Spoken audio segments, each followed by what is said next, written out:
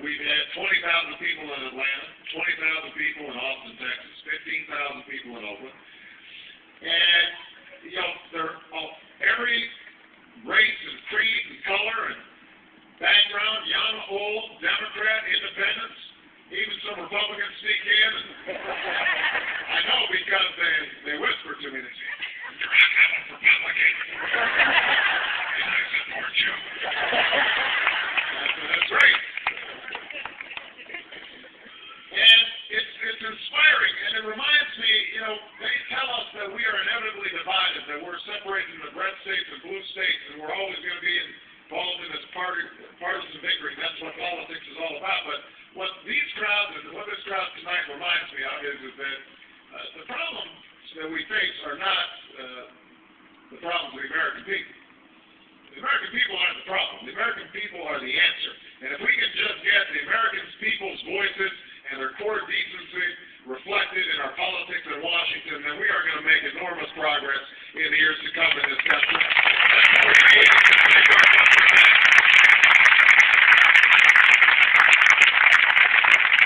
That's not what we've been seeing. That's part of the reason you're here, because you're frustrated.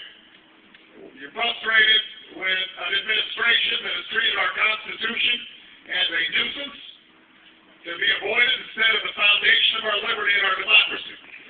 You have been frustrated because you see policies coming out of Washington that make the rich richer and the poor poorer and squeeze the middle class and widen the divide between Wall Street and Main Street to the CEOs are making more than 10 minutes than the average worker makes in a year.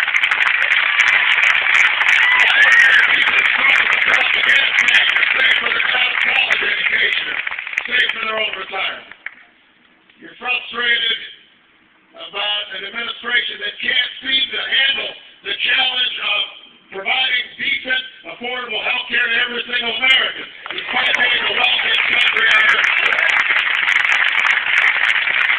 You're frustrated about the lack of an energy policy, so we end up sending billions of dollars to hostile nations and fund both sides of the war on terror. Melt the polar ice caps in the bargain. And most of all, you're frustrated about this war in Iraq that should have never been authorized and should have never been waged. Right.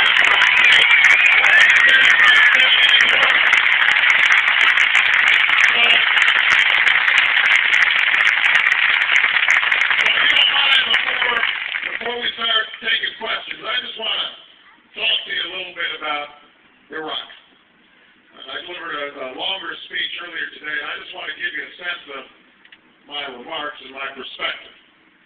You know, a few months ago, I met a woman who told me her nephew was leaving for Iraq. And as she started to tell me about how much she missed him and how worried she was going to be about him, she said to me, I can't breathe. This is in a town hall meeting. She stood in front of a whole bunch of strangers. She said, I can't breathe. She literally was choking up. And she asked, I want to know, when am I going to be able to breathe again? When am I going to be able to breathe again? I have her on my mind. I have her and the mothers of all the loved ones who are in Iraq, who may not be coming back from Iraq. I have in mind all those young people that I see in Walter Reed. I have in mind all the families that are having sleepless nights. I have them all on my mind because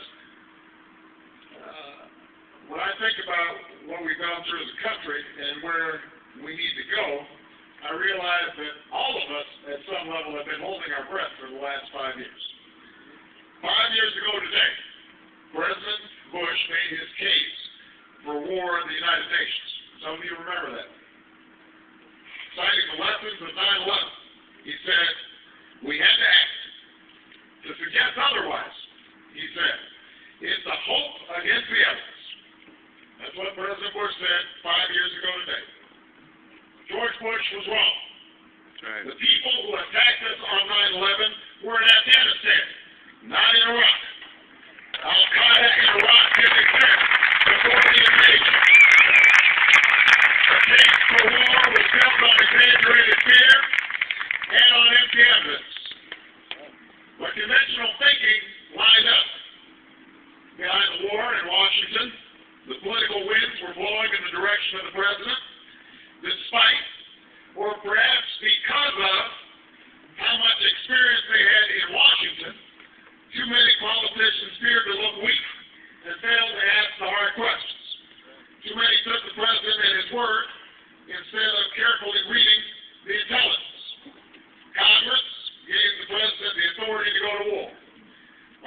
opportunity to stop the war had been lost. I made a different judgment back then. I was running for the United States Senate at that point, and a lot of people warned me against speaking out against the war. But I thought our priority had to be to finish the job in Afghanistan. I spoke out against what I called the rash war in Iraq. I worried about an occupation of undetermined length with undetermined costs and undetermined consequences. A full accounting of those costs and consequences will only be known to history. But the picture is beginning to come into focus. Nearly 4,000 Americans have been killed in Iraq. 5 times that number have suffered horrible wounds, seen and unseen. When all is said and done, the price tag will run over $1 trillion. $1 trillion that could have been spent on building roads and bridges and hospitals here in Davenport. They could have been spent on providing teachers a higher salary, giving college scholarships to students, providing health care to all Americans.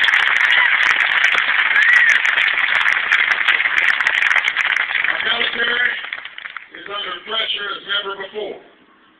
America's standing in the world has suffered. The saddest irony of the administration's cynical use of 9/11 is that the Iraq War has left us less safe than we were before 9/11. Bin Laden and his top lieutenants have rebuilt a new base. The Taliban is resurging. Iran is stronger. Terrorism has increased around the world. All of that is a cost of this war. After 9/11, instead of the politics of unity, we got a politics of division.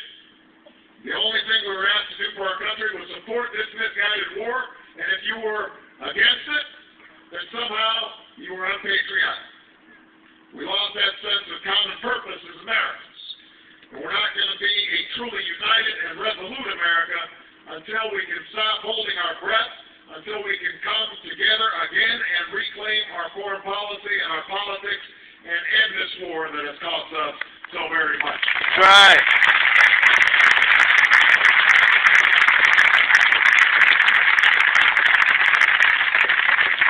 There's something unreal about the debate that's taking place in Washington right now. With all that our troops and our families have sacrificed, with all that this war has cost, and our troops have performed brilliantly, done every single thing that's been asked of them, with no discernible end in sight.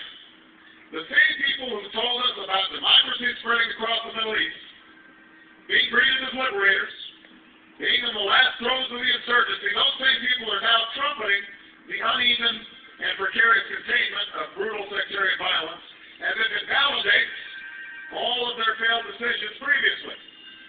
The bar of success is so low that it's almost buried in the sand.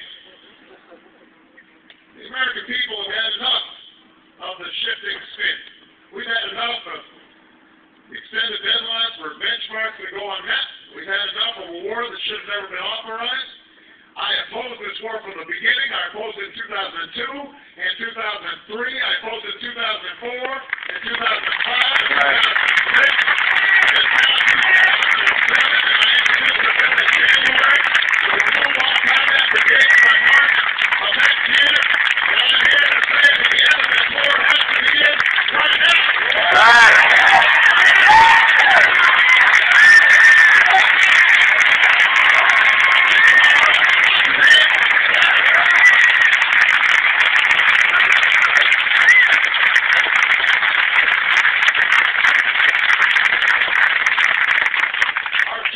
Perform brilliantly, but they cannot and should not be asked to bear the responsibility for resolving the grievances at the heart of Iraq's civil war.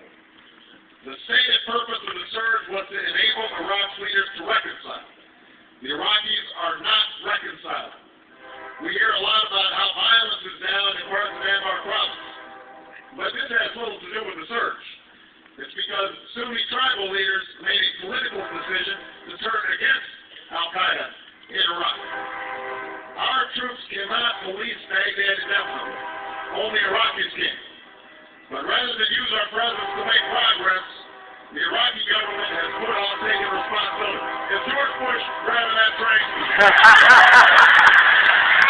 That was all right.